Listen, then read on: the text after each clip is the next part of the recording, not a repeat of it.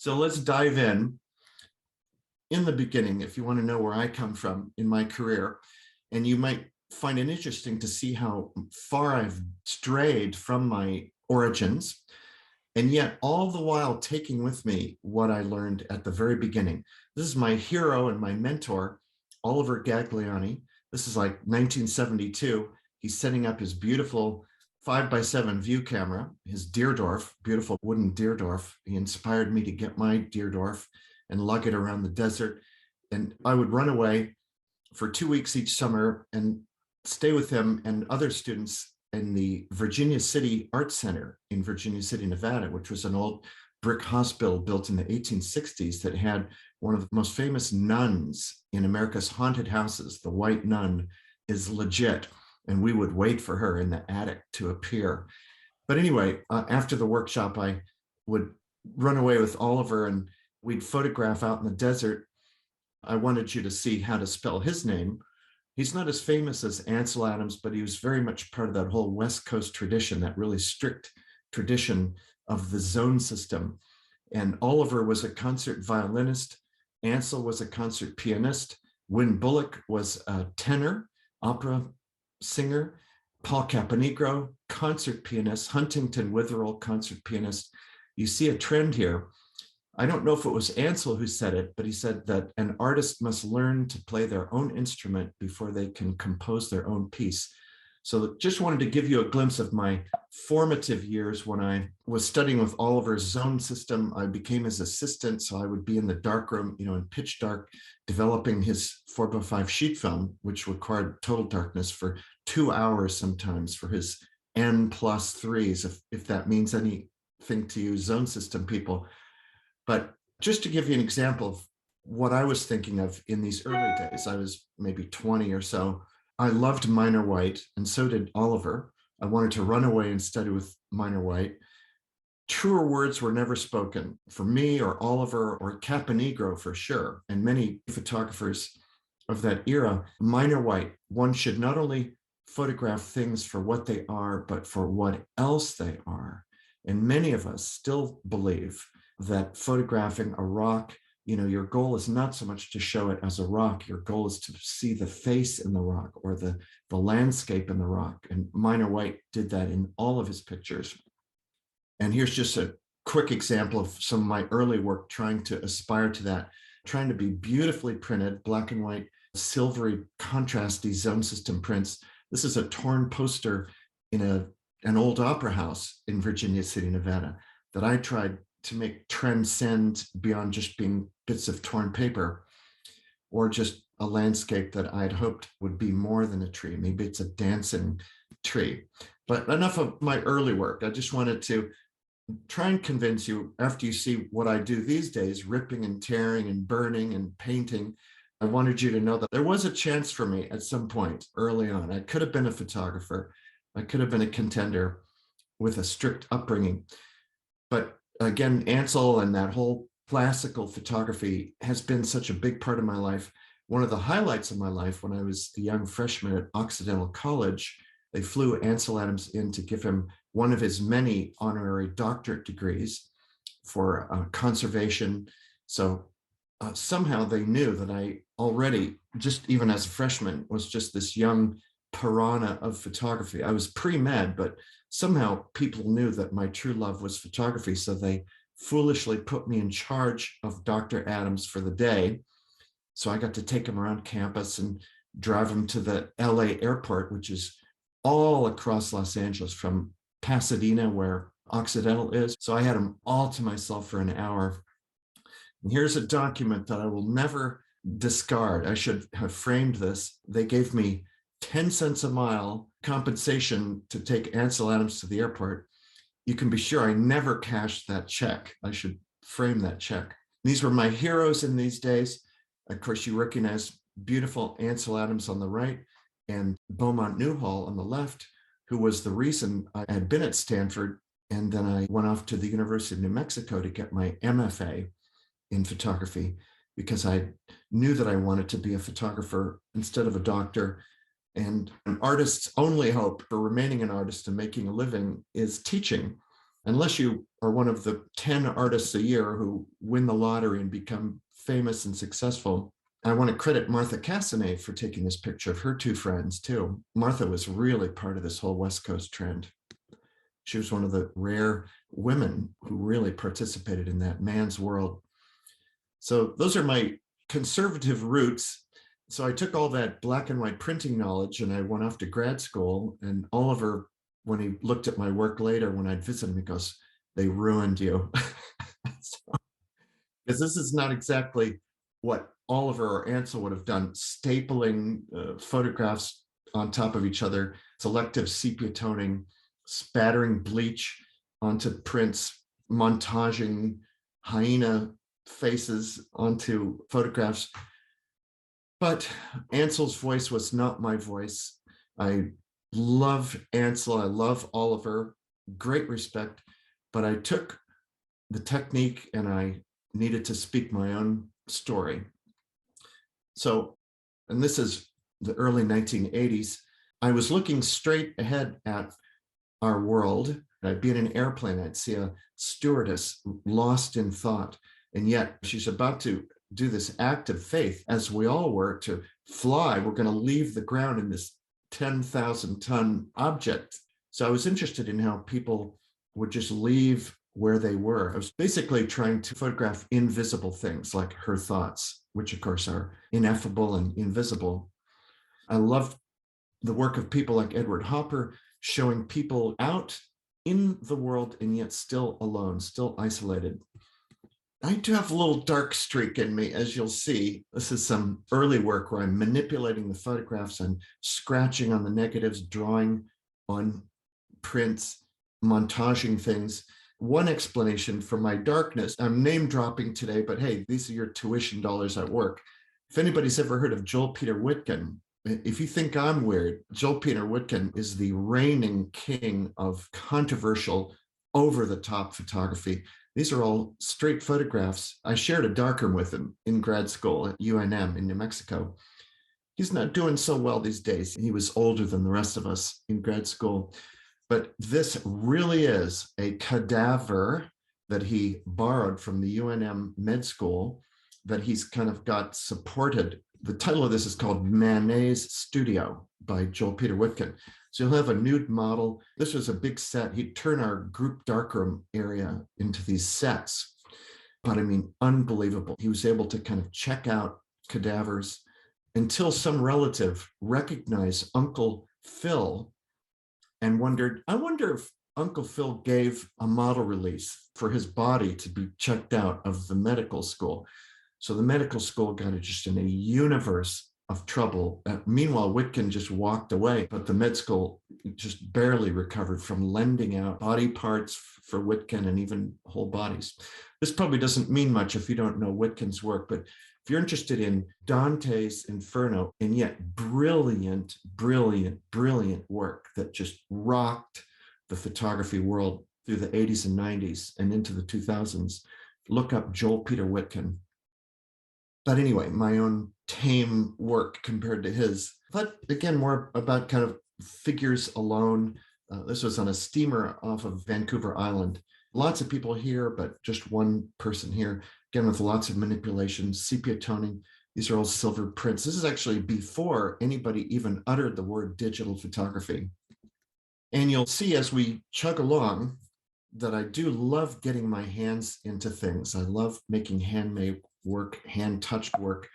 So if anybody is a true glutton for punishment, you should take up the painful art of gum printing, where you take a sheet of watercolor paper.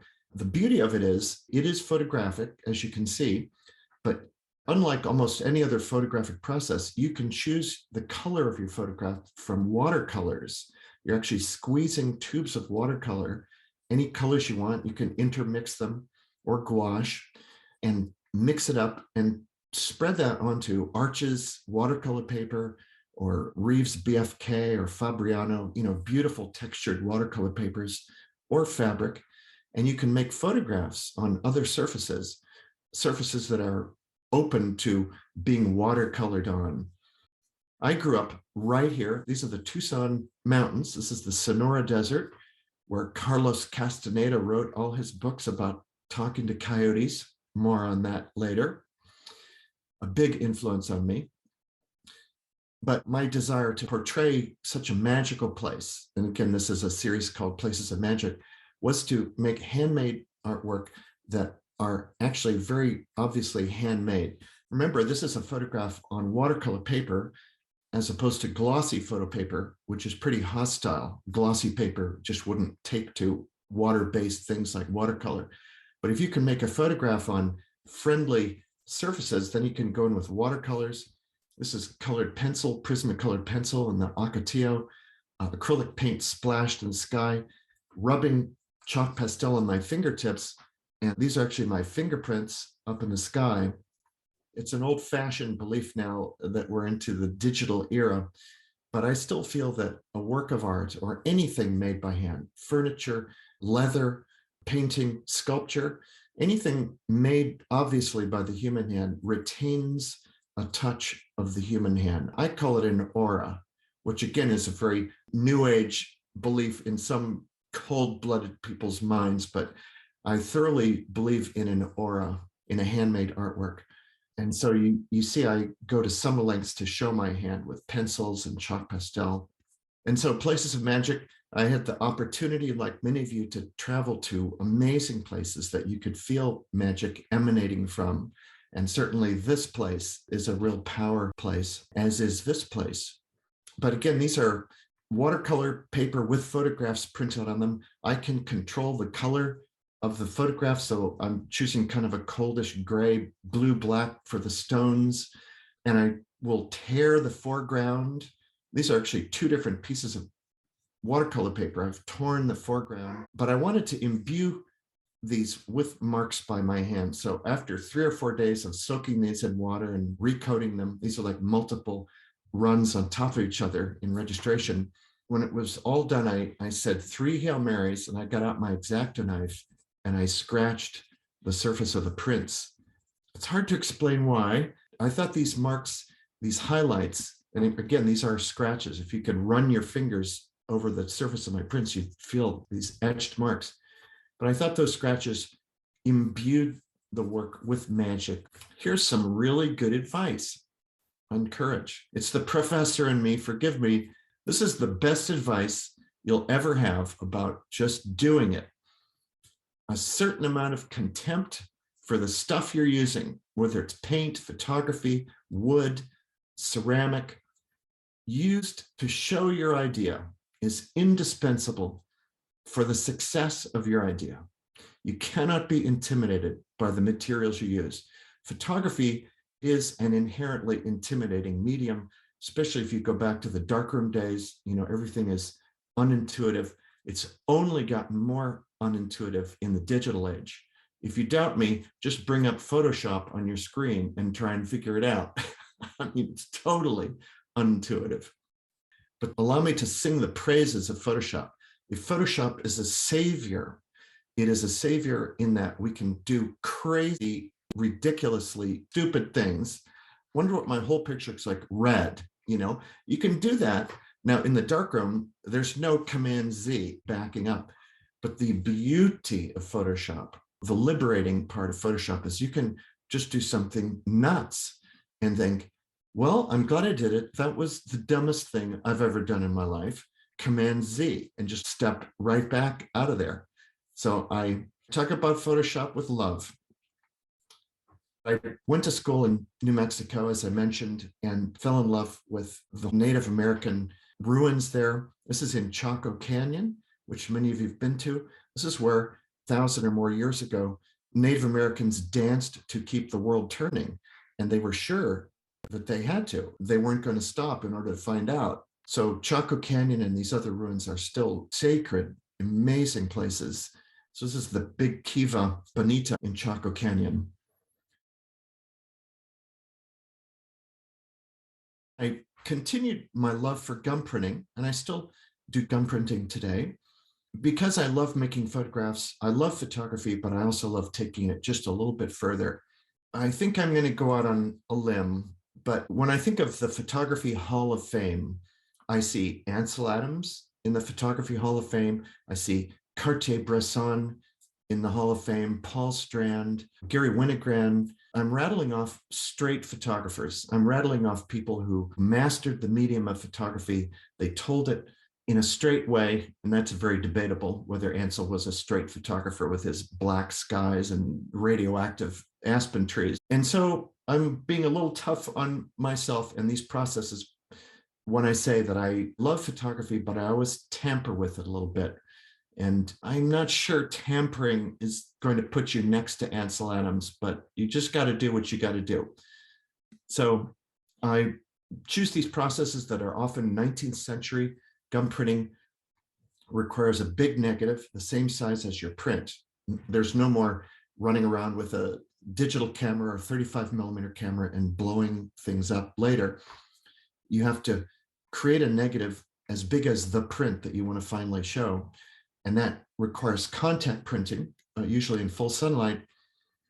In this instance, you can see that I made a cyanotype first and then a green gum print over it with little bits of red for these sycamore leaves. These are my registration marks that allow me to put the same negative back. If I make a print in blue, develop the cyanotype, then I'm going to coat it with green and put that negative back again on top in register on top of the cyanotype, so I don't get this kind of double moire pattern.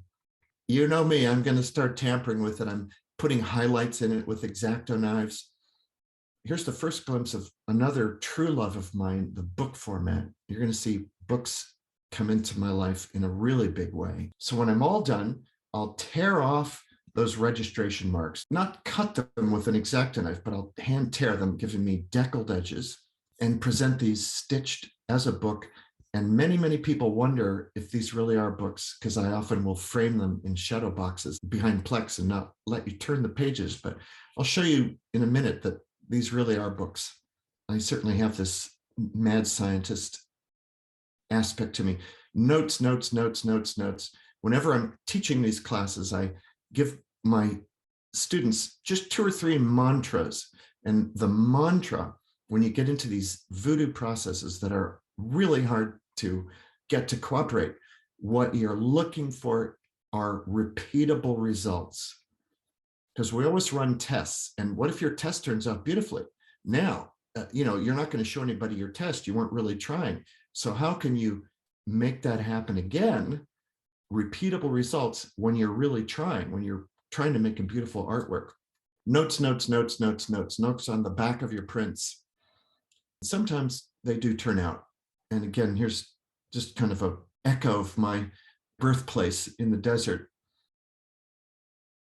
Here's the cover of a handmade book, and you'll see how I present these. These are about 16 by 20 each. So this whole piece is maybe 3 feet wide. And I love imperfections. That's another one of my mantras. In the digital world, once you've spent hours and hours with your color balance and get everything the way you like it in your digital print, Command-Z, and you could get a repeatable result. With these crazy hand-coded processes, the brush marks will never be the same. And I like to let people see that there are under layers here, like cyanotypes under my gum emulsion. In this case, I chose kind of a burnt umber to portray desert colors, and then khaki or olive greens for these saguaros. Here's an underlying page from that book, which is a cyanotype that I didn't use, but there is a cyanotype under these teepees. And here's one of my tests. So these are kind of the prints that gave their lives for what I do let you see in the open book. I would take my sons out in the woods. We used to live in Los Gatos when I taught at San Jose State. And we'd go in the woods and we'd find sticks and we'd make teepees, and no little boy is going to leave that unmolested, believe you me. So that I'm afraid our sons, we wreaked a lot of havoc in our day. These two would make a beautiful book spread about kind of before and after. And again, these are gum prints about 16 by 20 with selective coloring on them and lots of imperfections. I love imperfections. How lucky I am. Handmade books. Well, I should not do this. This is totally artistic suicide. Note to self, never show world-class people in your own slideshow and then go back to your modest work. But I promised you I'd try and make this a day that's more than about me. So I thought I'd bring a handsome dude into the discussion, like a fiercely, impossibly handsome guy, painfully handsome, Peter Beard. You all know him. If anybody's interested in handmade books, you just might as well give up, like I'm tempted to do after you look at the handmade books, the multiple, voracious, maniacal volumes of handmade books and journals that he did while he lived for many years in Africa. He was a great champion of conservation. He would actually kidnap poachers and hold them hostage. He'd lock them up in cages and wait for the rangers to come. So he was a great guy. We lost him a few years ago, unfortunately. But here he is sliding himself into the mouth of a crocodile that some poacher had killed. And they caught the poacher. So the poacher really never benefited from the crocodile skin that he was after. But that really is Peter Beard slipping into this giant crocodile.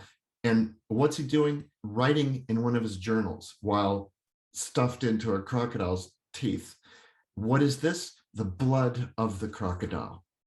Talk about one of a kind book pages. Now they're taking pages out of his books, selling them for $100,000. This is his bloody handprint. This actually is a large artwork, and this is the size of his hand. They'll do mural size prints of Peter Beard's work. Mind blowing. Pictures he took of his native friends.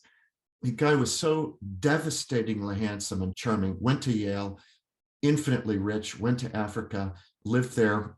These are just examples of some of his raw handmade books, incredible montages of photographs that he'd make. Look at this elephant in front of Kilimanjaro. Peter Beard was actually so close to an elephant that the elephant stampeded him and crushed his pelvis later in life. Yes, this is who you think it is. And yes, he's looking at Peter Beard with great interest. But I show you this because, like you, I adore what Peter Beard did to the margins of these photographs. Now, this is a spread of a published book of Peter Beard. We're not looking at his original book, but on his original prints, he'd let his workers draw in the margins too. I am just gobsmacked by these little drawings of giraffes and other African events in the margins. And if that's not enough to just destroy the rest of my lecture for me, I'll show you possibly an even better artist than Peter Beard. Here's my pick for world's best living artist. Many of you who know me saw this coming. The beyond brilliant, we are not worthy, Anselm Kiefer. If you want to quit art, just look up Anselm Kiefer and that ought to do it. One of the many things that he makes that blow everybody's mind are handmade books. These are books made out of lead. These are about 2 feet by 3 feet. He'll make books of paper and soak them in mud. He'll make huge books. This is maybe 5 feet tall using pages of hardboard soaked in cracked mud. And I remember seeing his show at SF MoMA. And I remember the curator saying that before they installed one of Anselm Kiefer's shows, which had paintings and books and things, they had to check with their architect if their floors were strong enough to support his work. This is a lead book with human hair. He's German, and some of his work is about the Holocaust. Imagine your goosebumps in seeing an artwork stained and rusted book of lead, which is an alchemical metal, with human hair, brunette human hair, kind of Jewish colored hair. Unbelievable. Here's an exhibition view at SF MoMA of his library. These are all lead books. This library weighed tens of thousands of pounds. I don't know how they even got this into the museum with forklifts. Anyway, I will admit I adore Anselm Kiefer, and he's one of the main reasons that I really got very serious in handmade books. Well, I think we can end there now. Note to self, never show Anselm Kiefer before your own work. This is one of my books. I'm just going to let us pause a minute, hopefully forget about Anselm Kiefer. Back to my very conservative looking work compared to human hair and rust and blood with Peter Beard. But oddly enough, if you're a strict photographer, this is actually very controversial work. Some people are very annoyed that I'll tear pages or do this to photographs. But these are just a few of my handmade books. You'll see more of them on my website if you're interested. But I will get my friends to wade out into the San Francisco Bay. This is Alcatraz way in the distance. This is, again, pre-digital.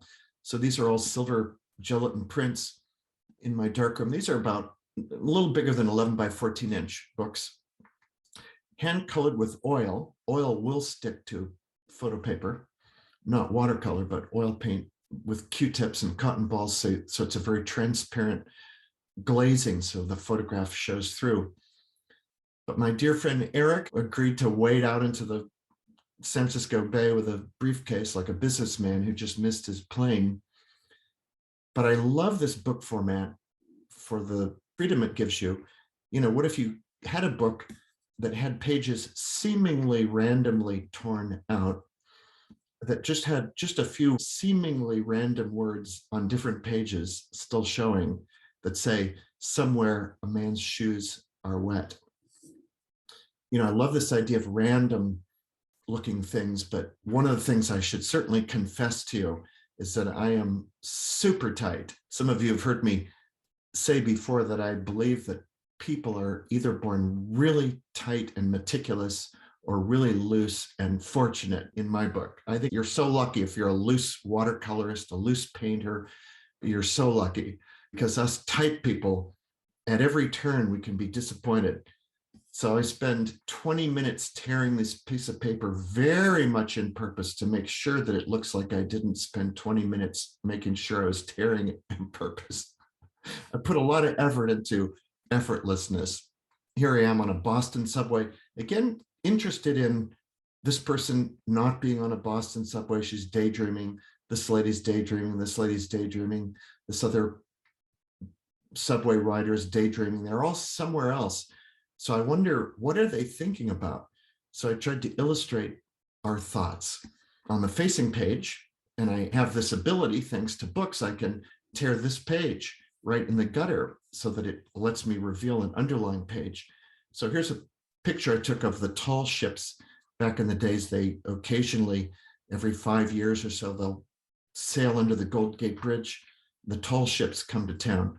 So I'm up near the Golden Gate Bridge, and this was the most peaceful picture that I've ever personally taken. So I wanted this to be what we might be daydreaming of if we were on this ricketing, loud Boston subway. And of course, this randomly torn page says, "Our thoughts wander." So I do love books for allowing me to juxtapose images, and I just love texture. I love tearing stuff. Sorry, Oliver and Ansel, you guys taught me how to print, but you never told me I couldn't rip it after I was done. So here's a book about a creek up near Lake Tahoe, the creek that runs between Fallen Leaf Lake and Lake Tahoe. And we have a little cabin up at Fallen Leaf, and a little golden trout go in. This is Taylor Creek here. Okay, since you asked, I saw all your hands in the air. Okay, I threw a rock in the water. Sue me. I know it looks like a fish jump. Thank you, I hope. But what I love about the handmade books, I was able to tear the uppermost pages and just kind of accidentally show you underlying pages of these little fish that inhabit that creek. This is 25 years ago, when I was super honored to have an exhibition at you know where. I want to show you how these are presented in shadow boxes or deep frames, because the books are probably an inch deep with pages, and these all have plexiglass on them. So a lot of people are very annoyed that I don't let them turn my pages. book lovers, and many of you are bibliophiles, book lovers have accused me of entombing my books, entombing them in graves that can't be touched. But that's okay. Hey, man, it's my art. Plus, I love the idea of making art that contains things that you know are there, but you can't see. Robert Rauschenberg, genius that he was, made the ultimate statement by making something and then putting it in a box that he wrapped in string. And that's probably worth $300,000 today. But everybody knew something was in the box, but he was never going to tell us. And that's the brilliance of Rauschenberg. My family is fair game. I adore Edward Hopper. In almost every one of Edward Hopper's paintings of women staring out windows, that was always his wife, Jo. So my wife has learned that I'm going to come and grab her for being my model. Meanwhile, one of my sons is throwing a fish up in the air over here. This is called The Good Wife. And yes, these really are books. I just love making things by hand. I love binding books.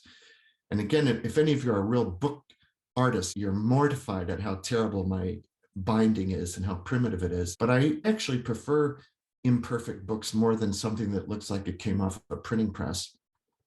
So here's a glimpse of underlying pages. They're not always related to what you see on the uppermost page. I'll take you through some of the thoughts behind some of my pictures. This is called Tina's Roses. And for $10 million, if I have the word Edward over here and the name Tina here, who am I talking about? And you must answer this to win. Edward Weston and Tina Modotti. And of course, this is one of Edward's most famous nudes, making Tina look anthropomorphic, almost like a fruit. I see this as a pear. It's amazing. Tina, when you see her, nobody ever thinks of her as being short, but she was very short in real life. And Edward was able to get her to contort into these positions. But anyway, Tina ran off with a handsome Cuban, Anton Mela, and broke Edward's heart, which we should not have too much sympathy for Edward. I think he was on wife number 4 when he ran away from Florence and went off to Mexico with Tina. But Edward taught Tina how to photograph, and she made this very famous white roses. So if you come back to this artwork, I do not ever expect every person who sees my art to be able to decode things, but I don't mind at all giving you a better payoff if you know your photo history. So this is Tina's Roses, which refers to her very famous white roses.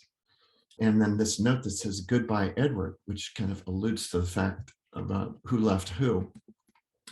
But hopefully it's still okay, even if you don't know that backstory. Like all of you, I've had a busy life. And while taking my kids out on expeditions, I thought maybe there's art potential here. So we would make these paper boats. We'd learn by reading the Curious George books. There's a book where Curious George, the little monkey, is a paper boy, and he makes paper boats. So in that book is a perfect step-by-step diagram of how to make paper boats. So we made paper boats and took them out to this river. By the way, it's this total poison oak right here. But anyway, it became an artwork, actually. So like vaguely familiar. Some painter totally ripped me off on this. I forget his name. You got that from me, I'm telling you. With his Christina. By the way, the title of this with my patient wife, this is called Christina's New World. You know, nowadays Christina would have a briefcase. Books about what we see in buildings in downtown San Francisco and other places. People leave their windows open and you just see their lives unfolding. This is called Ant Farm. This is what this stuff would look like. This is another show at the Triton Museum. And I wanted to give you a glimpse of how I might present poetry. And lucky for you, we don't have time today for me to get into another high wire act that I attempt now and then is poetry. But sometimes I'll write a poem and pair it with an illustration and present the work unframed, like books or folios, books without pages. These are maybe 16 inches tall. Poems about goldfish, poems about changing history, poems about making a deal with a dog, This poem I wrote when I was chairman of an art department, and I won't take you through it. I think you can see this on my website.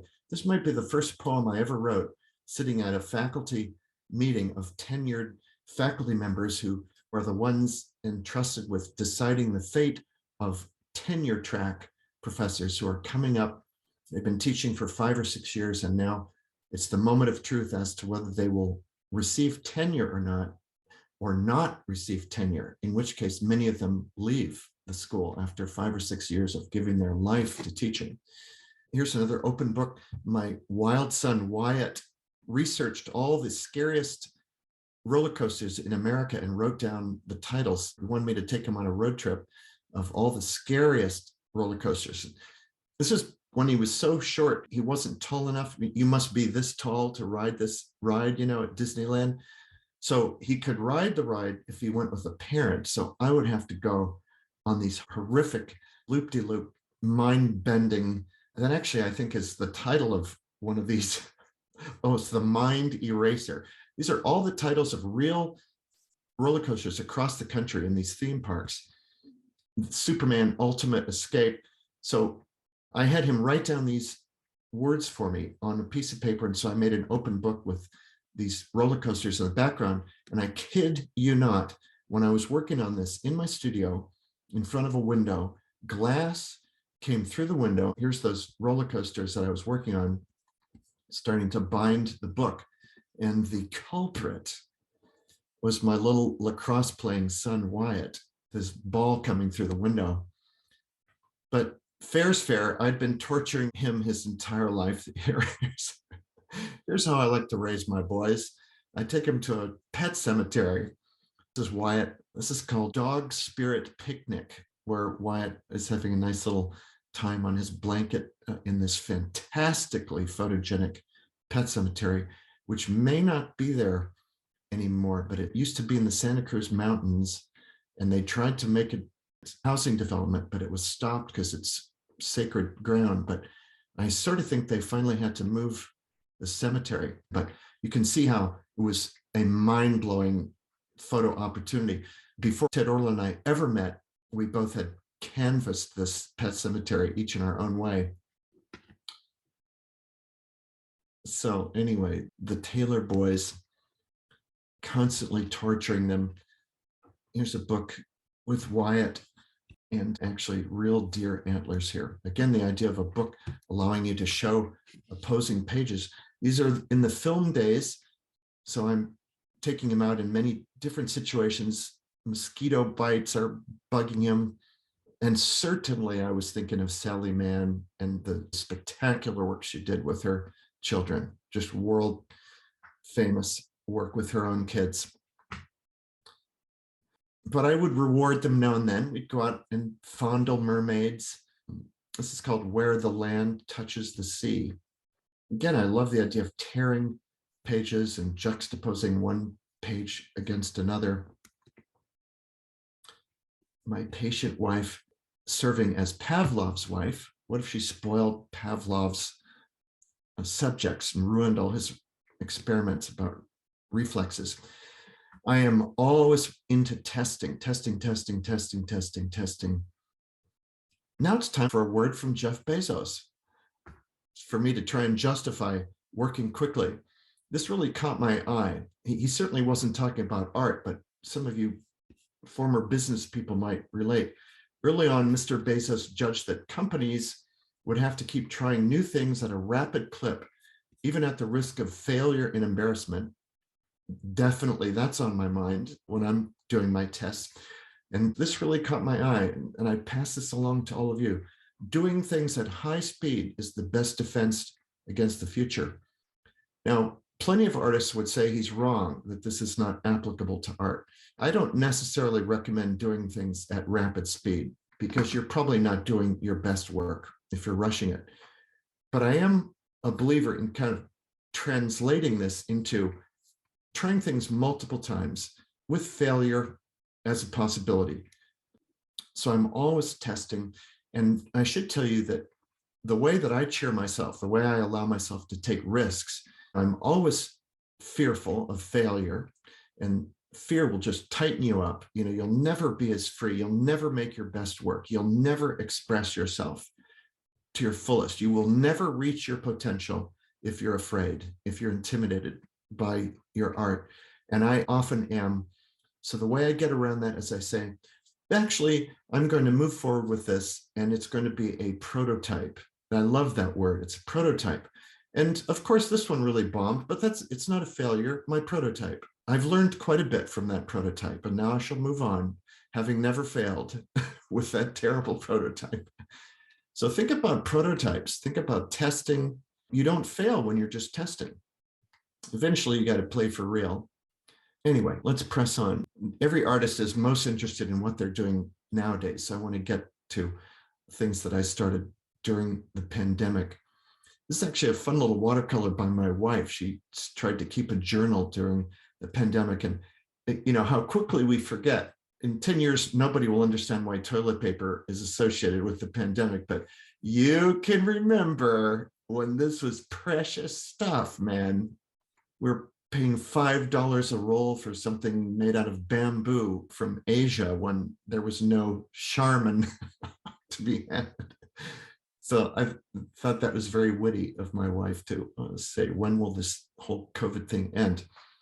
Dr. Chris Hasegawa gave a great lecture on the creative brain, and something he said really struck me. At one point, he talked about ruminating, and I'd never really understood the correct definition of ruminating. I know that I ruminate, and you probably ruminate. We sit and we ponder things, and I never knew that could turn bad. But actually, ruminating is not pondering or considering. Ruminating is engaging in a repetitive thought process that loops continuously in the mind without end or completion. The pattern can be distressing, difficult to stop, and usually involves repeating a negative thought or trying to solve an evasive problem. Believe you me, during COVID, people were sheltering in place, and I thought, what a gift for an artist. I will shelter in studio. I'm not suffering. But it was too much time with no input. You couldn't have a change of scenery. You couldn't go anywhere, as you all remember. So I definitely ruminated, and all this testing. I thought testing was a good thing, but allowed me to test, and then I'd find myself retesting. And Einstein reminds us, insanity is doing the same thing over and over, expecting different results. Guilty. Bob Ross, as many of you know, this is a direct quote. When he's painting, you ever make mistakes in life? Let's make them birds. Yeah, they're birds now. I love that. I love that. So what if you made a mistake? You got to love this guy. We love you, Bob. So during the pandemic, and this leads us into the last bunch of things I'll show you that have to do with explorers notebooks. I just adore explorers notebooks and artist notebooks. So a couple of years ago, I began to notice these sketchbooks by artists better than me, believe you me. Again, another depressing thing you can do is try and paint or watercolor like Delacroix. But I love these sketchbooks as much as I love their finished paintings. So I'm just blown away by these sketchbooks. So I began to try and be a good watercolorist or painter, and that did not happen. Hence the rumination and depression. But I got out my watercolors. I mean, what the heck? You couldn't even leave your house at the top of the pandemic. So I got out my watercolors, and I just thought I'd copy. How hard could it be to copy somebody else's path that they paved for you? This is 1807. I don't even think there are tubes of watercolors yet in these days. This is just primitive. And this guy, Joshua Crystal, can outpaint me anytime, night or day. This is my lame attempt at copying him. So Katie Grannon is a fantastic contemporary photographer. I've certainly shown her work many a time in Ollie courses. And she said something interesting, because she does very edgy work. She'll go and meth adits in motel rooms in Fresno. I mean, really powerful black and white work, really powerful. Katie Grannon. But she said discomfort is a really important feeling. And it might help you recognize some of your own limitations and the way you see the world, or just the fact of other possibilities. This is a direct quote. So I am very uncomfortable with watercolor, but I love the fact that maybe discomfort will remind you that there are other possibilities. And to really cheer us up, I'll let you read what Julia Margaret Cameron said, one of the great, great women photographers of the 19th century. This is fantastic advice and insight. When we're angry with our art, and again, I'm paraphrasing it, we have allowed someone else to determine our worth. Remember that. If you're depressed, is it because you're thinking about showing this to somebody else? We got to make our art for ourselves. I actually came to a conclusion, and this is one of my many statements where you can saw off the branch that I go out on. But, often we might think as artists, are we just completely wasting our lives going down this road? I say you are not wasting your life if you're making art for yourself, even beyond enjoyment, for your own knowledge, for your own enlightenment. Think of the things you learn doing your art. Being an artist is not at all a waste of time, but I would venture to say, I'm tiptoeing out on that limb right now, you could waste your life as an artist if you spend your life thinking of what other people are going to think of your art. And as will be the case with the majority of people who paint and photograph and sculpt, they're not going to be Picasso. If that is my aspiration, I will die unhappy. So let's not let that be our goal. Let's sing because we want to sing. Let's write poetry because we must. Rilke, in his letters to a young poet, the most mind-blowing passage in 20th century literature, I think, is when a young poet asks the older established Rilke for advice. And the young poet said, I'm thinking about being a poet, but I don't know if I'm any good.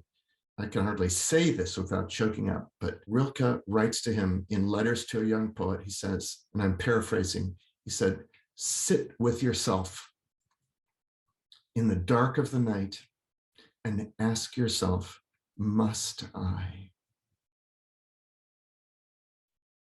He said it more poetically, but sit with yourself in the dark of the night and ask yourself, must I? I have done that many times, and I have sworn to quit making art many times. And then, damn it, I wake up the next morning and I get suckered back into it. I once told a friend, I said, man, why do we suffer? Why don't we just take up golf, And he said, do you think you can quit? I said, are you kidding me? I don't have to go in my dark room. What do you mean? He goes, quit. Wow, I can't quit. I hope you can't quit. That's a good sign. So I began to make my own little sketchbooks. These are those little Moleskine pages that I was able to print on and then watercolor. And I mentioned Castaneda earlier. I'm very influenced by Carlos Castaneda. When I was young, I grew up in the desert where he met that Yaqui sorcerer, Don Juan, where all of that magical stuff occurred when they talked to coyotes. This is right where I was born in Tucson, just north of the Mexican border. Peyote and all that stuff was out there.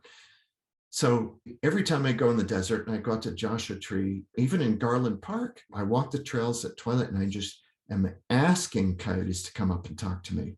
Every now and then I'll see one cross my path and I try to send out good vibes and I try to get as close to them as I can. And then they figure out I don't have any beef jerky on me or something. So they trot away unimpressed with me.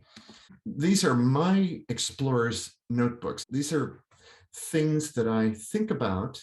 They may not necessarily be visual. They may not necessarily have taken place in front of my camera, but I try to make them visible. So this is something that I've never shown anybody. Sometimes I'll make these books that actually do have narrative. Sometimes I do turn the pages. So here's a book about Carlos Castaneda's friends, starring my dog, Sigmund. These are about 16 by 20. So I'm talking to my dog. I'm telling him about Carlos Castaneda's books. I told Sigmund, and you'll see Sigmund in a minute, about Carlos Castaneda walking with coyotes. And so Sigmund said, "Oh, I know those guys." "Oh, okay." And here we are in Garland Park, and that's Sigmund. Grinning with toothy smiles, we set off to meet Castaneda's friends. And this is a ring that I found out in Garland Park. I mean, it was so perfectly circular that I could imagine at dark, when there are no humans, I could imagine coyotes assembling at this ring. So you turn the page. We had a good time with the coyotes, so Sigmund takes me home. After much howling over many tall tales, you just have to do a typo here, T-A-I-L-S. After howling over many tall tales, we parted ways friends. And you turn the page again. And this was months later. I went back to find that ring, and all the stones are gone. And it's as though this never happened. So this is like the final page of that book. This to me kind of strikes me almost as a children's book. I mean, this kooky handwriting. So I never really took it seriously. And maybe it is a children's book. That's okay with me. Here's a version. I'll just go super quickly without any of the writing. You can see all these are kind of one-of-a-kind images. This is watercolor. And my watercolor is never going to turn out the same way. But I think it really lacks something without the narrative. I had a chance to be on Cumberland Island and stay in a fancy home. This is an old Carnegie Mellon mansion where a photography workshop took place with wonderful people like Laurie Verba and Ted Orland and other amazing people. We stayed there for a week. And I was walking past the second-story window, and we're all trying to be creative. There are about 10 of us. So all of us at the workshop, we didn't have any professional models, but we all made each other a deal that we'd get into some outfits. And Laurie Verba brought just a whole trunk full of top hats and gowns to premeditate setting up scenes.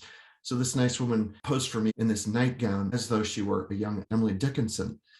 So this is kind of the straight color photograph, and many photographers would stop there. But you know me, I have to test. And this isn't a failure, it's just a prototype, this toned silver print. But I thought about making it a cyanotype. So here is what I finally did with it. It's an open book. You can see it's photo cornered in. And I love the book format here because it allowed me to have seemingly accidentally one of these little scraps of papers falling out of the book. And I was thinking, what am I going to title this? So I looked through a list of Emily Dickinson's poems, and she wrote a poem with the title, "A Cloud Withdrew from the Sky." Thank you, Emily Dickinson. Another picture on Cumberland Island. This actually is Laurie Verba overlooking this private cemetery. But since we were at a cemetery, I loved the idea of a vertical open book. I could have titled it "A Life Above Ground, Life Below Ground." What if you took one of those Cumberland oaks and turn it into roots emanating from us? You know me, testing. These are darkroom prints. Putting together this presentation has been super helpful for me because you're going to see that I am tending to lean towards these colorful solutions for these explorers notebooks, but in juxtaposing them to these kind of monochromatic silver prints that don't have multiple colors. These are sepia toned to add a little bit of warmth, but I'm kind of liking the the black and white prints. One of the props that Laurie brought to Cumberland Island was a stuffed fox. Little did any of us know that something called soft mounting. For extra money, you can bring a taxidermist a freshly deceased animal and he'll taxidermy it permanently, but it'll be flexible. So this fox was just spectacular. This is called God Dreams in Sleeping Foxes, because I had always wanted to do a piece about when our dogs are sleeping and they're woofing and kind of running in their sleep. I think maybe God is dreaming in sleeping dogs, but I turned that into foxes here. Here I am making that handmade book, gluing the photo corners down. If you look here, you can't quite see it, but there are photo corners here. In gluing them down, I'm using whatever I can to press down on them. Wild horses out there in Cumberland. My patient wife again, in an Orvis blanket overlooking Fallen Leaf Lake. And I'm distressing it. You can see splashes of watercolor. I'm trying to make it very, very imperfect and even handwriting as though I were some old 19th century botanist or biologist or expeditionary scientist. Our trusted guide leads us to the future. Don't miss the distance out here. And so I'm left-handed. I'm doomed. Try using a fountain pen when you're left-handed, as many of you lefties know. So lots and lots and lots and lots and lots of attempts to get my handwriting legible when I'm going to write something. Here's Sigmund, my beloved wild German Shepherd, and he's always beckoning me to a new adventure. This was taken in a little hut on Fallen Leaf Lake. And so this is called Stikeen Beckons Me to a New Adventure. For $2 million, why did I title it Stikeen? Who was Stikeen? You know.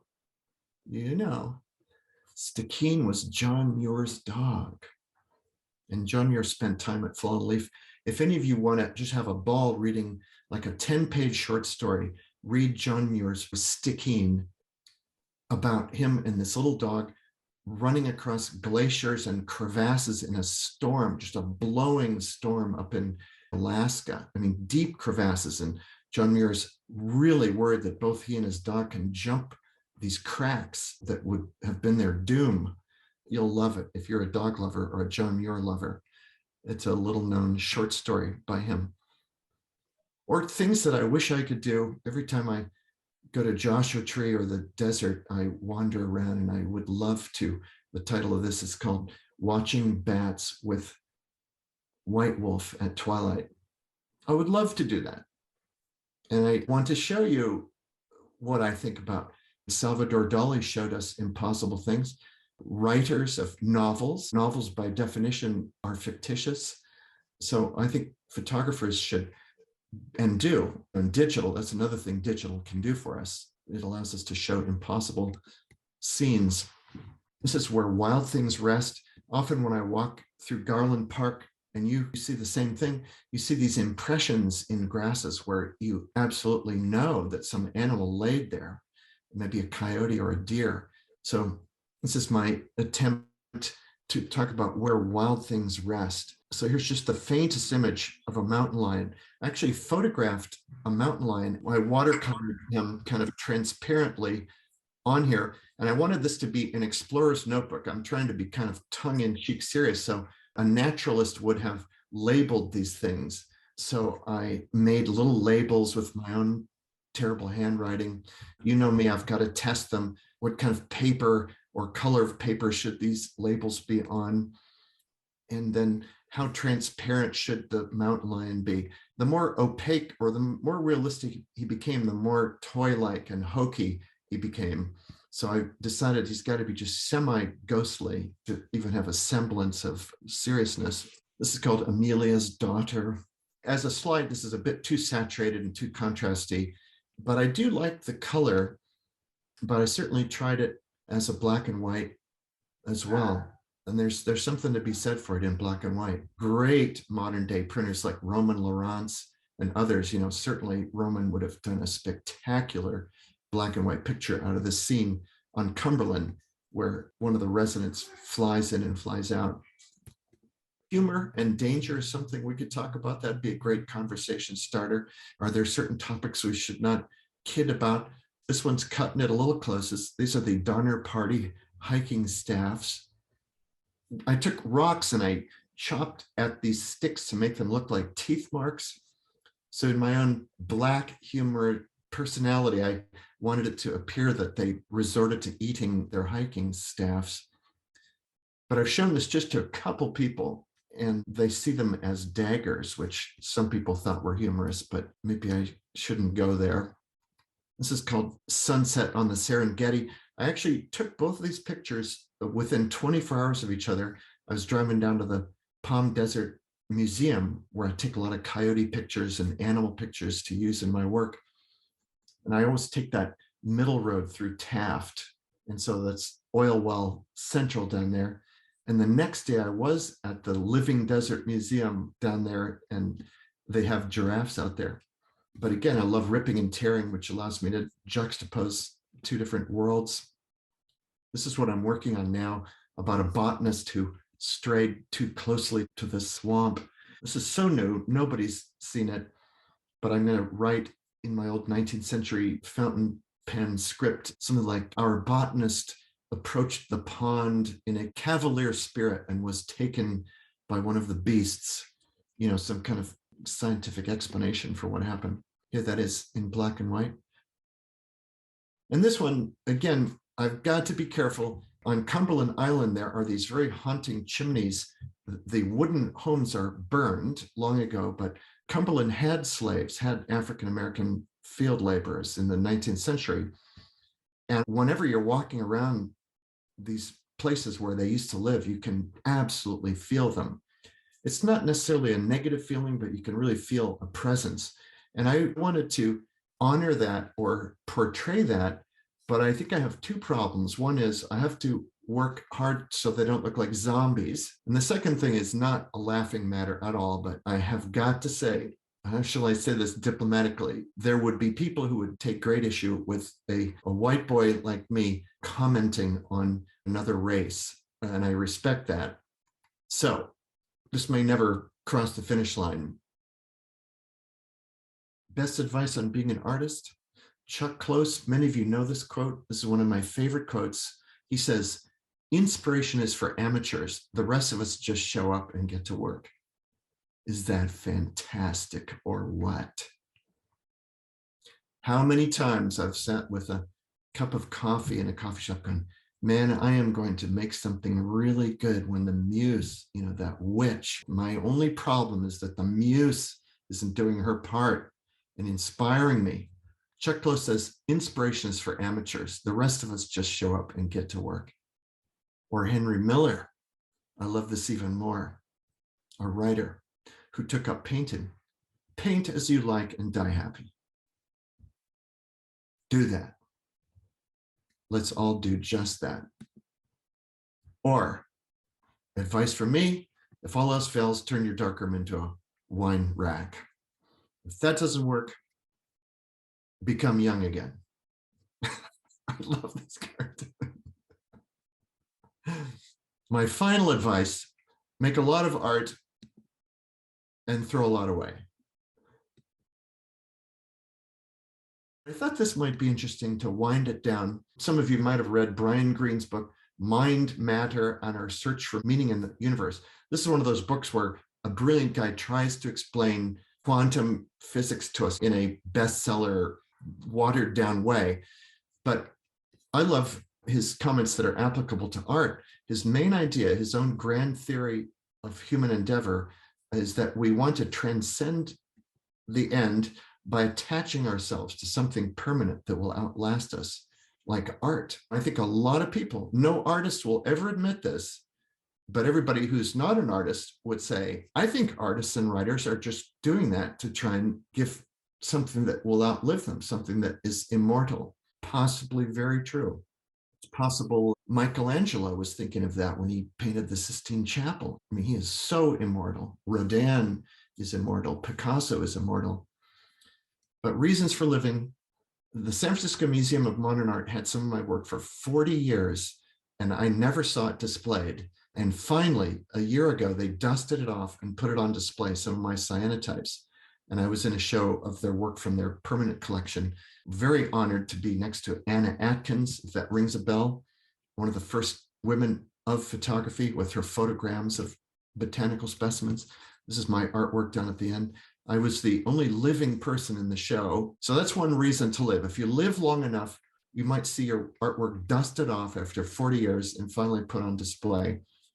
Russia is in all the news. And by the way, Russia's in the news for horrifically terrible reasons, as none of us can stress enough how impossible it is what their leader is doing. It's unthinkable in this day and age.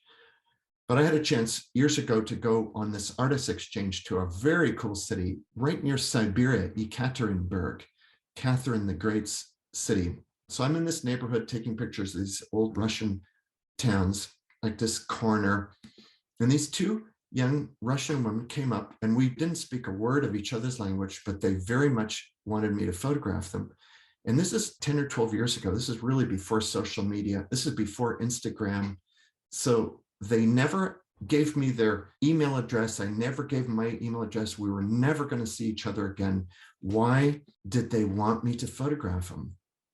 And I've asked other people this, and the best answer I've ever gotten is somebody was kind of perplexed. They weren't ruminating. They didn't spend that much time, but it's a fantastic answer. These two wanted me to take their pictures, and then we walked away from each other. Like, why did they do that? And my friend said, I don't know. I think it's because they wanted proof that they are alive.